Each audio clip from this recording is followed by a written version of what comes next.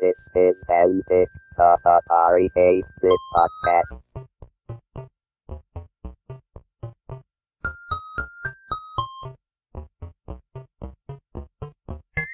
Now, fortunately, the person that rejected it took the time to critique all of his objections that he had to it. And I said, this person has never been in a classroom. This is Antic, the Atari 8-bit podcast. I'm Kevin Savitz. Dan Rohr was author of 3 educational programs which were published by Atari Program Exchange. 3R Math System first appeared in the summer 1982 APX catalog, where it won second prize in the education category. The 3R Math Classroom Kit was available in the spring 1983 APX catalog, where it won third prize in the education category. Finally, the 3R Math Home System was first available in the summer 1983 APX catalog. This interview took place on June 13, 2016. I have taught various levels for about 15 years. I moved from that into private industry for about another 25 years. So that's total upper level scope of everything. Mm-hmm. I was teaching. Go ahead. You were a math teacher at the time you wrote this stuff? No, I was a grade school teacher. Okay. I was teaching in a small country school, and that was right when the Atari came out, and convinced the school board that it might be a good idea to get a computer.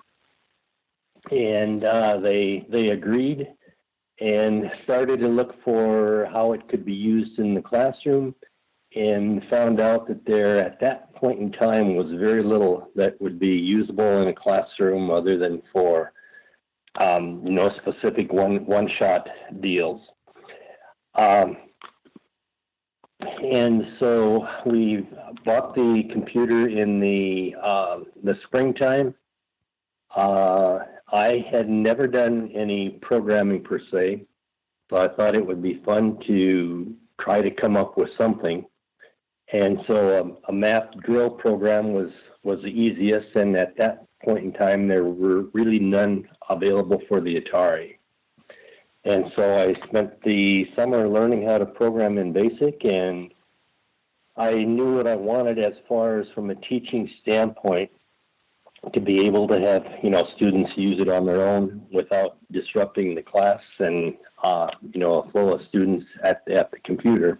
Mm-hmm. And so bottom line was I became addicted to it, and to the programming, that is, and came up with a program that was workable by the beginning of the following school year. Nice. Yeah. Go ahead. And did you use it with your own students to try it out? Absolutely. As I said, it was a small school, so I think class size at that time was probably 18 students or so, and so worked out fine. Atari had the competition, the quarterly competition, as far as submitting user-developed programs. Mm-hmm.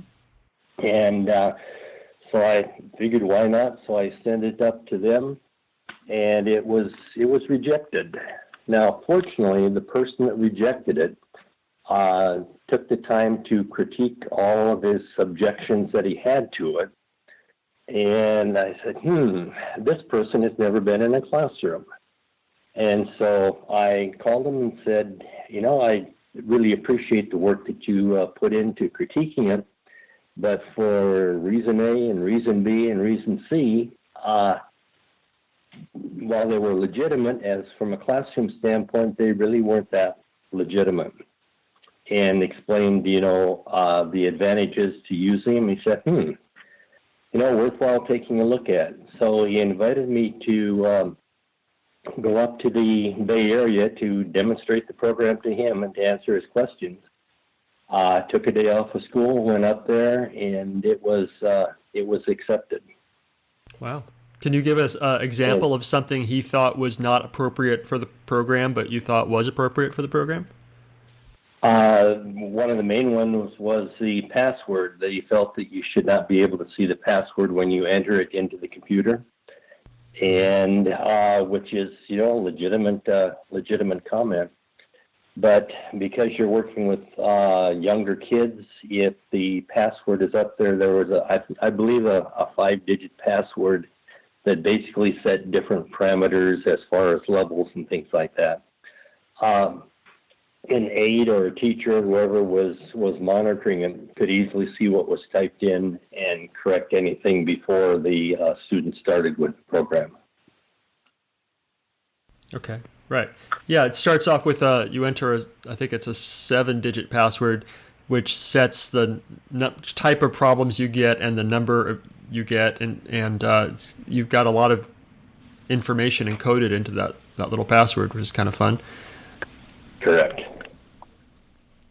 I tried randomly entering things before I found the manual, and it didn't put up with a lot of that. Right. So it was fun programming it because, as I said, I had the basic manual in one hand and the keyboard in the other hand, and a lot of trial and error, and I had no idea what was happening most of the time, but it worked out fairly well. Nice. So it won second prize in the education category, so I suppose they gave you a credit for free hardware. I forgot what I got. I think they gave me a printer out of it, and I think it was a printer that I got, and there was like $250 or whatever. Unfortunately, the amount of money that I made off of it would have put me well below the poverty level as far as amount per hour that I was paid for it. So even though with being addicted to programming, I would have enjoyed spending more and more time at that and less time at my job. It didn't work out that way, but Right. it was a fun adventure. Nice. Now there was another component, the gradebook program, and you really stretched my memory on this because I haven't even thought of this nor remotely used it for 15, 20 years, no more than that. But the other component was, from a teacher's standpoint, you wanted to have some visibility into what the student was doing. And so the gradebook program basically recorded what the student did, how well he did it, how much time he took doing it, where his errors were, and things like that. And that was all automated. So that, again, was another fun component of programming that. And from a teacher's standpoint, I knew what most teachers would want to see. And so definitely a heads up on that one. And again, the programming was challenging, but fun. Nice. Yeah, you had three separate programs. The first one was summer 1982, was called the 3R math system. And then spring 1983, you had the 3R math classroom kit, and that included the gradebook program and some other stuff. And then in summer of that year, you had the 3R math home system, and it seems like you've been customized it for easier use for a single kid in a home setting. Right. Did APX ask for all of these different versions, or was this where did the ideas come from? The ideas just came from what was necessary to be used at that point in time. Sure. So basically, my own ideas. Cool. They didn't ask for anything, but they were courteous enough to review it and to accept it and to again publish them. Mm-hmm. Nice. Royalty checks did not really pay for a whole bunch, but it was again a fun project. Nice. At that point, drill and practice on the computer was still pretty novel. Were your kids excited by it? Did they think it was fun? They had no objection, scheduling their time to go over to use the computer. It was used during regular classes so that when one person finished, another person was able to go over. And then it was also exchanged in other rooms with other teachers. And so again, that was I think an important part is that you didn't have to disrupt your normal schedule, and it could be used efficiently instead of just an hour here, hour there type use of it. Did the administration at your school have any? Did they think it was awesome? Did they have any opinion? Obviously, it was working, and so nobody had any objection to it. The kids didn't mind doing it. You didn't want to keep them sitting there for an hour at a time because that wasn't the intent of it. But it did give them some basic drills. And the other thing, I think at that time I was teaching third grade, because you could program what level you wanted to have the drill done in. They could do from simple addition up to 2 or 3 digit multiplication. And so, it would fit most of the levels in a grade school. So what haven't I asked you about those programs in that time that I should have? I feel like there might be a story or something that we haven't covered yet. No, it was basically, as I said earlier, in addiction. The programming part was challenging. I think one of the things I recall is when I came up with the algorithm as far as putting in the password to select the different levels of drill, whether it was a simple addition where there was no carrying to a 2 or 3 digit multiplication. I kind of remember the night in the kitchen when it all came together, and I said, yeah, this will work. And actually, once I did programming to it, it did just that. So there were a lot of just personal perks along that way that kept me going at it. Did you do any other programs besides these 3? Either published or unpublished? Unpublished, I started to work on a coupon caddy, and again, this was really pre-database time where you could keep track of coupons that you had, but I didn't submit that, and shortly after that, I started looking for a job where I could get paid for doing more programming work than classroom work.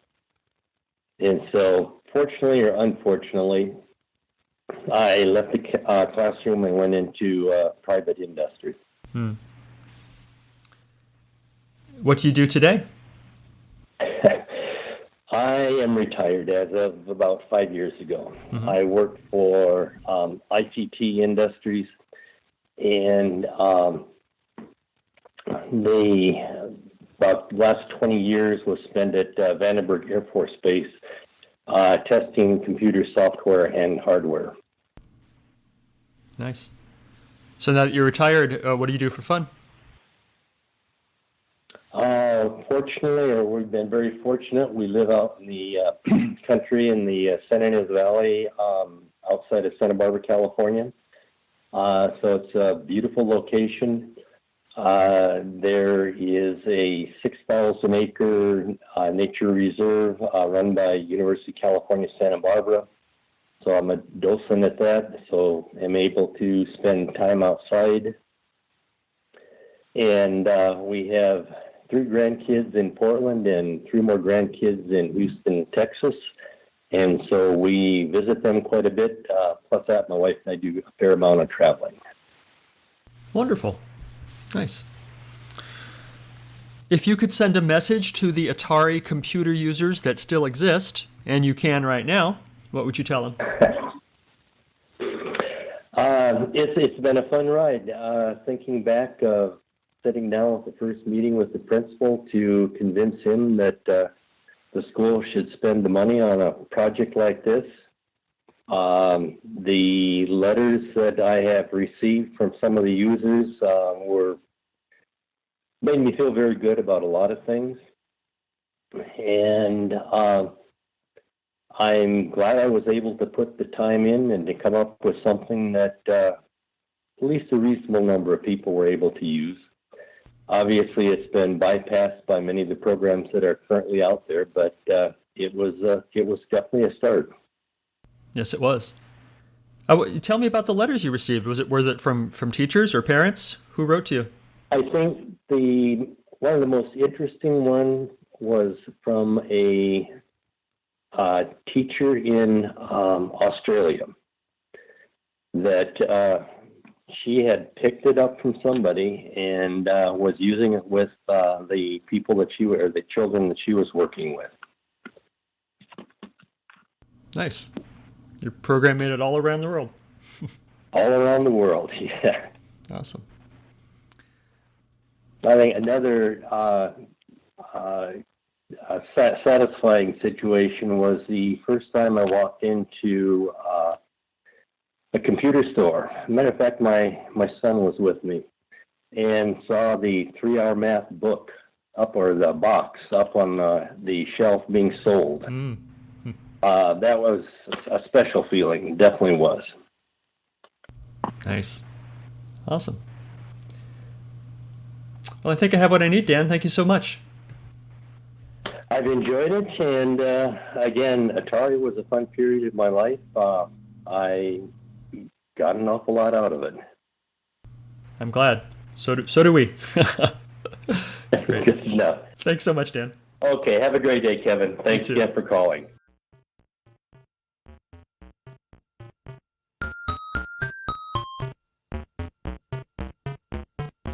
If you enjoy these interviews and would like to contribute something, I encourage you instead to donate to one of our favorite organizations, the Internet Archive, at archive.org. The Internet Archive is a nonprofit digital library with the stated mission of universal access to all knowledge. They've done incredible things to preserve computer history, including hosting thousands of programs in an in-browser Atari emulator, creating the Wayback Machine, and offering full-page scans of countless Atari computer books and magazines. Make your tax-deductible contribution at archive.org/donate.